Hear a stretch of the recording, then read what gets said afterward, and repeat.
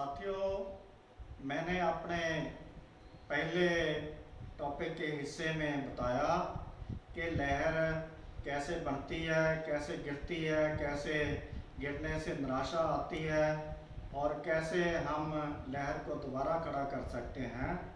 लेकिन मैं 1986 से पहले जब इस लहर के अंदर काम कर रहा था तो मैंने उस लहर को नज़दीक से देखा। तो क्योंकि मैं 1981 में संगठन में स्टूडेंट लाइफ से आया था, ज़्यादा समय नहीं थी और दीन दुनिया का भी ज़्यादा पता नहीं था।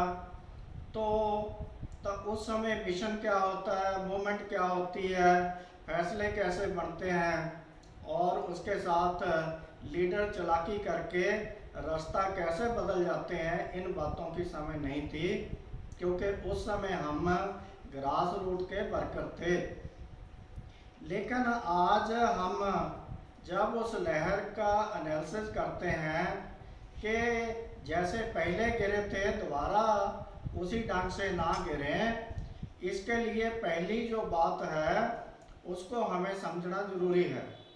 तो हमने देखा कि 1973 से लेके 1981 तक इंटेलेक्चुअल्स को इकट्ठा करके जो सामाजिक चेतना का आंदोलन हमने चलाया था।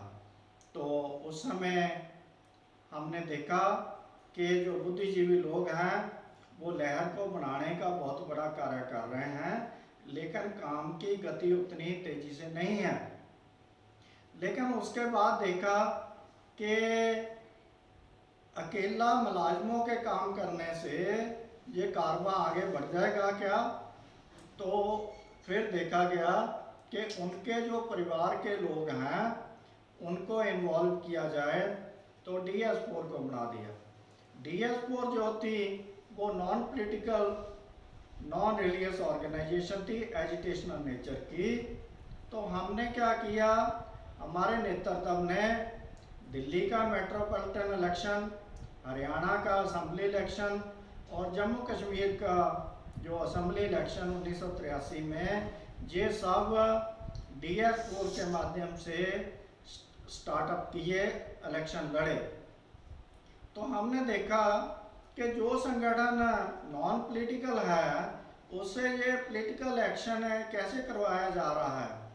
हमें तो ज़्यादा समय नहीं थी, लेकिन उसी समय जो समाज के बुद्धिजीवी लोग हैं उन्होंने समय समय रहते नेतृत्व को आगाह किया कि हम कहीं अपना रास्ता तो नहीं भटक रहे। लेकिन 1984 आया, हमने एक पॉलिटिकल पार्टी को जन्म दिया और उसके बाद जो फैसले हैं वो इतनी तेज़ी से बदले कि जो कलेक्टिव लीडरशिप का कंसेप्ट था वो बहुत दूर रह गया और वन मैन शो बन के फैसले होने शुरू हो गए।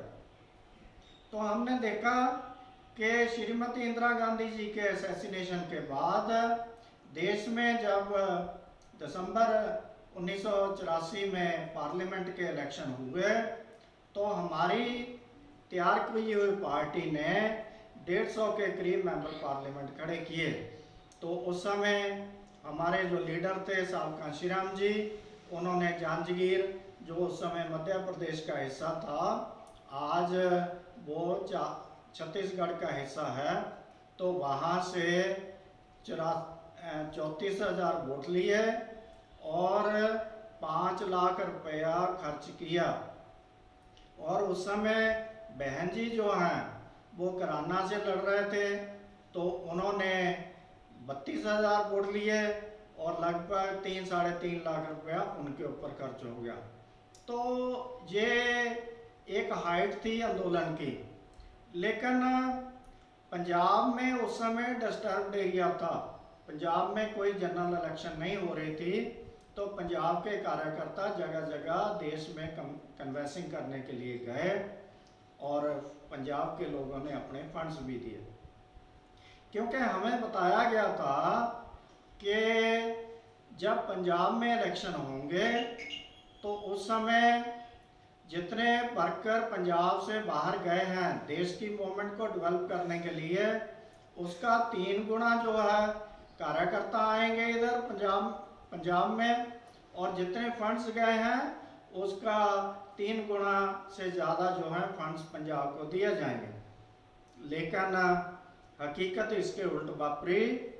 तो सितंबर 1985 में जब पंजाब के इलेक्शन हुए तो उस समय हमने देखा कि ना तो हमारे राष्ट्रीय प्रेसिडेंट जो हैं वो कैंपेन करने आए और ना ही उन्होंने कोई बाहर से कार्यकर्ता आने दिया, और ना ही पंजाब के लोगों को कोई ये ढीला दिया गया पैसा कि आप डट के काम करो। लेकिन पंजाब के जो बुद्धिजीवी लोग थे उन्होंने बहुत बड़ा मास्टर स्ट्रोक मारा कि उन्होंने जो प्लानिंग करके पंजाब के कार्यकर्ताओं को फील्ड में उतारा, क्योंकि साहब कांशीराम जी ने 70 टिकटें साइन करके दे दी थी, लेकिन हमने सिर्फ 50 ही कैंडिडेट को फील्ड किया। तो रिजल्ट क्या आए कि जो मिस्टर अमृतलाल हमारे कैंडिडेट हैं फिलौर से, वो मेंबर पार्लियामेंट के कैंडिडेट थे, उन्होंने 67,000 वोट ले ली, और हमारे जो राष्ट्रीय अध्यक्ष जी थे उनसे डबल वोट ले ली। और दूसरा जो परिणाम आए 2.4% वोट लेके, उसने सारी दुनिया को हैरान कर दिया कि ये भूखे मरते लोग इतनी बड़ी तब्दीली कैसे कर गए कि एक पार्टी जो सेंटर में सत्ता में थी और उसकी जड़ें उखाड़ के उसको सत्ता से बाहर कर दिया, और जो दूसरी पार्टी है वो बहुमत, पूर्ण बहुमत से ज़्यादा बहुमत लेके सत्ता के अंदर आई। तो इस हालात के अंदर हमने सारे सिस्टम को एनालाइज किया कि हमारे पास 4,95,000 रुपया था और उससे इतनी बड़ी तब्दीली करी। इससे संगठन के अंदर एक बहुत बड़ी जो है वो इनसिक्योरिटी पैदा हुई कि लीडर को अपने कार्यकर्ताओं का कद अपने से बड़ा नजर आने लगा, और इस सारी चीज को उन्होंने फिर तार पीटो करने के लिए खुद ही कहा कि मैं अब पॉलिटिकल एरिया में जाऊंगा, जिसको मुझ में विश्वास है वो आ सकता है, और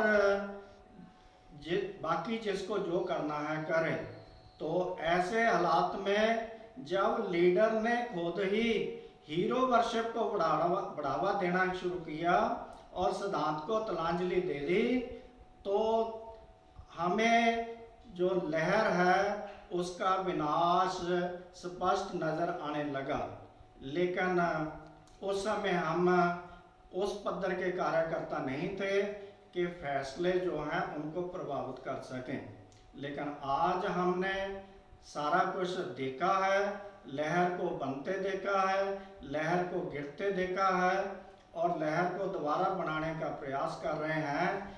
इसलिए मेरी सामाजिक संघर्ष पार्टी के कार्यकर्ताओं से अपील है कि वो अपने बीते इतिहास को गहराई से समझें और आगे के लिए सबक लेकर इसको मंजिल तक पहुंचाने के लिए आगे बढ़ें। जो छोटी मोटी बीच में प्रॉब्लम्स आती रहेंगी उनको टाइम टू टाइम डिस्कस करते रहेंगे। आप सब ने मुझे सुना, उसके लिए बहुत बहुत धन्यवाद। जय भीम, जय भारत।